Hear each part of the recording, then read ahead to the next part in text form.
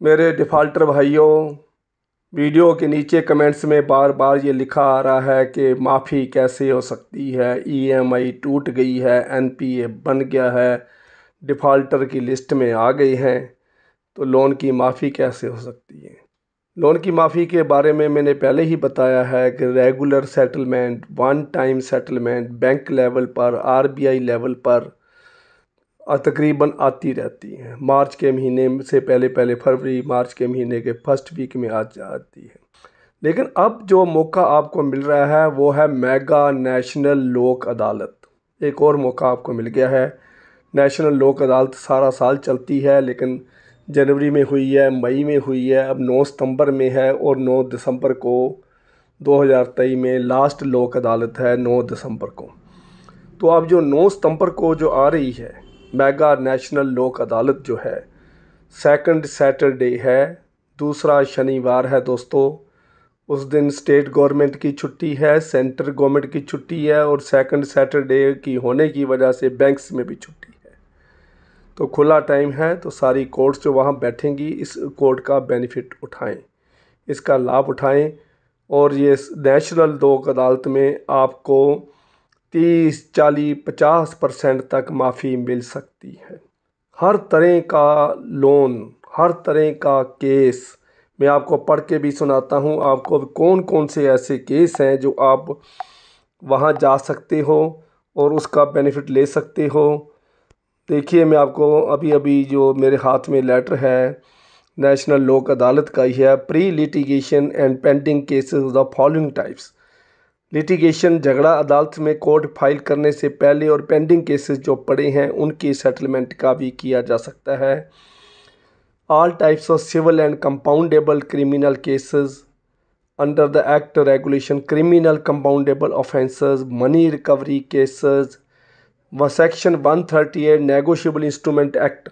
वो cheque bouncing का case होता है 138 में, जिसके तहत 2 साल की सज़ा भी हो सकती है, लेकिन 14 दिन की सज़ा, 2 हफ्ते की सज़ा रेगुलर होती ही है।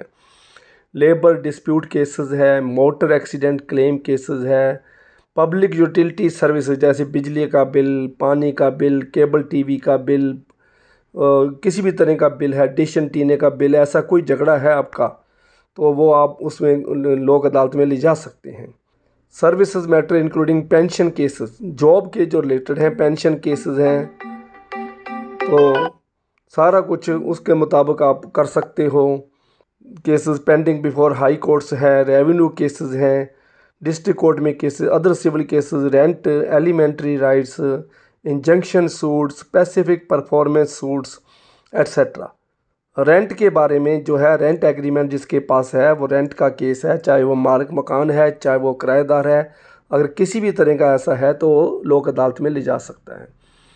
अदर सिविल केसेस जैसे, उसके बाद नेशनल एंड इंटरनेशनल डेज, ये तो उनकी लिस्ट है। देखिए, डाइवोर्स केसेस भी हैं। डाइवोर्स केसेस को छोड़कर फैमिली डिस्प्यूट केसेस जो हैं, डाइवोर्स केस तो सीधा ही उसमें सेशन कोर्ट में लगता है, जी आप सभी को पता है। मैट्रिमोनियल डिस्प्यूट एक्सेप्ट डाइवोर्स, ये लिखा हुआ है। Revenue cases pending before high court and district courts. Other civil cases जो है वो सारा मैंने मेंशन कर दिया है, तो इसके बारे में मैंने बताया है। तो उसके आगे इसके क्या बेनिफिट हैं, लोक अदालत का क्या लाभ है। भाई, सिविल कोर्ट भी है, जुडिशल कोर्ट्स भी हैं, डिस्ट्रिक्ट कलेक्टर भी बैठा हुआ है, कंज्यूमर कोर्ट्स भी हैं, तो उसका अलावा लोक अदालत का क्या फ़ायदा है। पहली बात तो लोक अदालत का मतलब समझिए। लोक अदालत क्या होती है।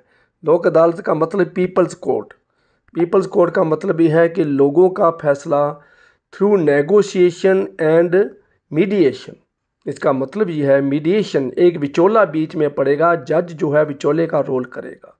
तो विचोले के नेगोशिएशन होगी, बातचीत होगी, आपको समझाया जाएगा, तो आपको सारी लीगल फॉर्मेलिटीज़ बताई जाएंगी, तो उसके मुताबिक आप अपना फ़ैसला कर सकते हो, खुद भी फ़ैसला ले सकते हो। इसमें देखिए, सबसे पहला बेनिफिट है ये स्पीडी है, इकनॉमिकल जस्टिस है। इसमें आपको वकील करने की कोई ज़रूरत नहीं है, कोई आपको फ़ीस भरने की ज़रूरत नहीं है। अगर कोई फ़ीस भरी भी है तो फ़ैसला होने के बाद आपको वापस हो जाती है। उसके बाद है award of Lok Adalat has force of civil court decree. Civil court की डिक्री के बराबर इसका फ़ैसला है। No appeal lies against the award, इसके अगेंस्ट कोई अपील नहीं हो सकती है। डिसीजंस आर फाइनल, डिसीजन इसका बाइंडिंग है। किसी भी इंस्टीट्यूशन, किसी भी NBFC, किसी भी लोन कंपनी, किसी भी लोन ऐप को, बैंक को, किसी को भी इंस्ट्रक्शन दी गई है, फैसला दिया गया, that is final and binding on the institution. तो ये चीज़ है। इसमें क्या करते हैं, कोर्ट जो फैसला करता है उसके ऊपर गोल मोहर लगाई जाती है, कोर्ट की, लोक अदालत की स्टैंप लग जाती है, that is court order and binding on all the on decision entire court fee is refunded on the party, party को रिफंड कर दी जाती है फैसला होने के बाद। The decision are taken with the consent of the party, दोनों की रजामंदी से ही फैसला होता है, लेकिन दोनों को समझाया जाता है। तो इसलिए इंसान जब समझ के अपनी खुशी के साथ करता है तो बहुत अच्छा लगता है उस इंसान को एक करना।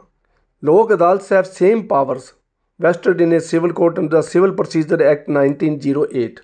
CRP जो CCPC है उसके मुताबिक 1908 के जो बना है केस, उसके मुताबिक इसकी फुल पावर है। Lok Adalat also has the authority to set its own procedure for resolving any dispute, ये अपना खुद का डिस्प्यूट करने का तरीका निकाल सकती है, ये लोक अदालत के पास पावर है। दूसरी कोर्ट के आगे हमें हाई कोर्ट का और सुप्रीम कोर्ट का फैसले की जजमेंट का कोर्ट करना पड़ता है, तब जज उसके मुताबिक फैसला करता है। लेकिन लोक अदालत एक ऐसी पावरफुल अदालत है जो अपना प्रोसीजर खुद बना सकती है एनी डिस्प्यूट को सॉल्व करने के लिए।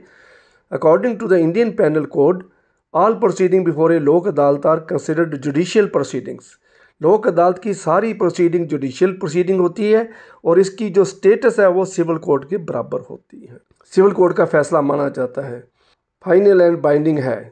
तो ये इतनी बातें हैं, लंबी बातें मैं आपको नहीं बताना चाहता क्योंकि इसमें कई तरह की सूट हैं, कई तरह की ये आती है, इसके क्या क्या कौन कौन से फैसले मैं आपको वीडियो में दिखा रहा हूँ, कौन कौन से एक्ट हैं जिसके ऊपर ये लागू है। तो इसका मतलब ये है कि देखो भाइयों, फैसला का अगर आपने करवाना है, आपने किसी झंझट में फंसे हुए हो, तो लोक अदालत इज़ वेरी हेल्पफुल।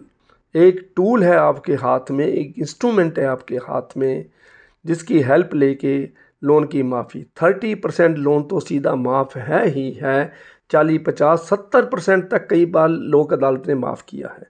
क्योंकि मैं बैंक मैनेजर रहा हूँ स्टेट बैंक ऑफ इंडिया का, और मैंने कितनी बार लोक अदालत में बैंक की तरफ से मैं पेश हुआ हूँ। लेकिन आपने किसी से डरना नहीं है।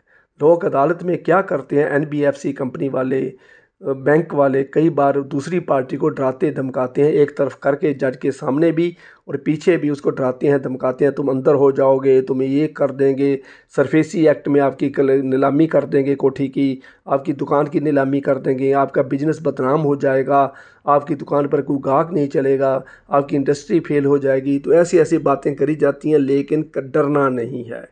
देखो भाइयों, डरना नहीं है। सिर्फ 2 नोटिस होते हैं, सरफेसी का और दूसरा होता है 138 में जो नोटिस आपको आता है चेक बाउंसिंग केस में। इन दोनों को थोड़ा सा बहुत लाइटली नहीं लेना है, ध्यान में रखना है, क्योंकि सिक्योर्ड लोन, आप दोनों तरह के लोन के लिए लोक अदालत में जा सकते हो, सिक्योर्ड लोन और अनसिक्योर्ड लोन। हाउस लोन है, हाउस सिक्योर्ड लोन है, उसके लिए भी जा सकते हो, दुकान का लोन है उसके लिए भी जा सकते हो, पर्सनल लोन बिना सिक्योरिटी के आप जा सकते हो, एजुकेशन लोन सिक्योर्ड भी होता है, अनसिक्योर्ड भी होता है। जो अब्रॉड स्टडी करते हैं बच्चे फॉरेन कंट्री में 30 लाख तक का लोन सिक्योरिटी होती है, मॉर्टगेज रखा जाता है।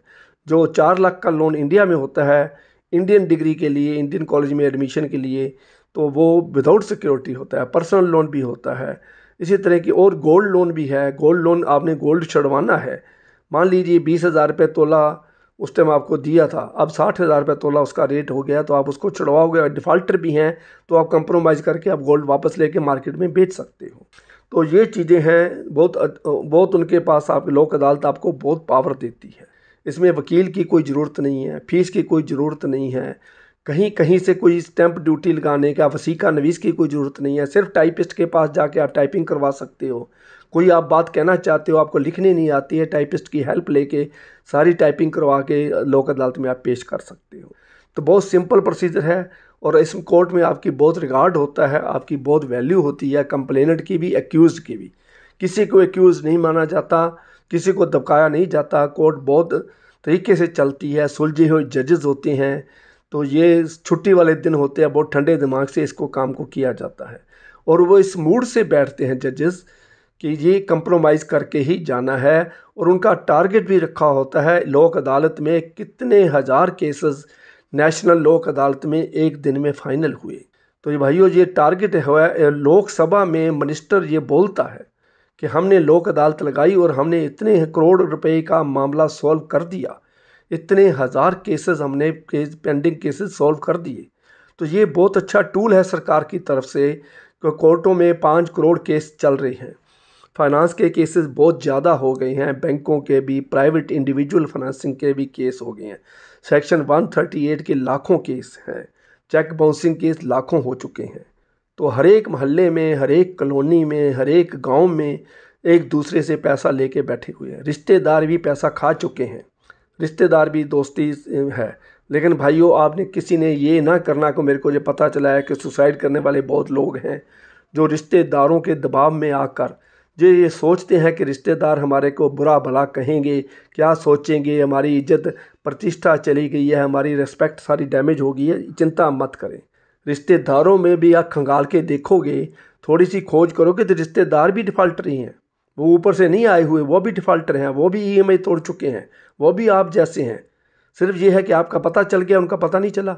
उनका 6 महीने के बाद पता चल जाएगा, 4 महीने के बाद पता चल जाएगा, साल के बाद पता चल जाएगा। इसलिए किसी ने भी सुसाइड नहीं करना है। किसी ने सुसाइड करना है तो मेरे कमेंट्स में लिखना, और जो अपना फ़ोन नंबर लिखा मैं आपसे बात करूँगा। किसी को भी सुसाइड करने के रिश्तेदारों के दबाव के नीचे बुरा भला कहेंगे, समाज क्या सोचेगा, रिश्तेदार क्या सोचेंगे, ऐसा नहीं सोचना है। जीवन बार बार नहीं मिलता है, जीवन मिल गया है। आप एक्यूज़ नहीं हो, आप क्रिमिनल नहीं हो। EMI इसलिए लोक अदालत के पास जाइए 9 सितंबर को, और उसके बाद 9 दिसंबर को सेकंड सैटरडे है। 9 दिसंबर को फिर छुट्टी वाला दिन, दूसरा शनिवार फिर है। 9 सितंबर वाली मीटिंग का जो लोक अदालत है उसका लाभ उठाएं। फिर अगर रह गया चांस तो 9 दिसंबर को उस चांस को ज़रूर अवेल करें। और दूसरी शिकायत है मुझे आपसे भाइयों, मेरी वीडियो को आप शेयर नहीं कर रहे हो। फेसबुक पे जितने लोन डिफ़ाल्टर्स ग्रुप हैं, EMI डिफ़ाल्टर्स हैं, CIBIL score low CIBIL score वाले डिफ़ाल्टर्स हैं, उनके लिए उनके ग्रुप्स में ये वीडियो शेयर करी जाए, व्हाट्सएप ग्रुप्स में शेयर करी जाए, इंस्टाग्राम, टेलीग्राम सभी जगह पर इसको सोशल मीडिया पर शेयर करें ताकि सभी के पास मेरी आवाज़ पहुंच जाए। जो रात की नींद खराब के बैठे हैं, जिसने पूरी फैमिली को टॉर्चर किया हुआ है, घर का हेड दुखी है तो सारी फैमिली दुखी हो जाती। तो इसलिए मेरी जो आवाज़ पहुंचेगी तो उनको एक रास्ता मिलेगा। लोक अदालत, मेगा नेशनल लोक अदालत का आप लाभ उठाएं। मुझे आशा है मेरी बात आप मानोगे। वीडियो को लाइक, शेयर और सब्सक्राइब करना नहीं भूलोगे। Thank you very much.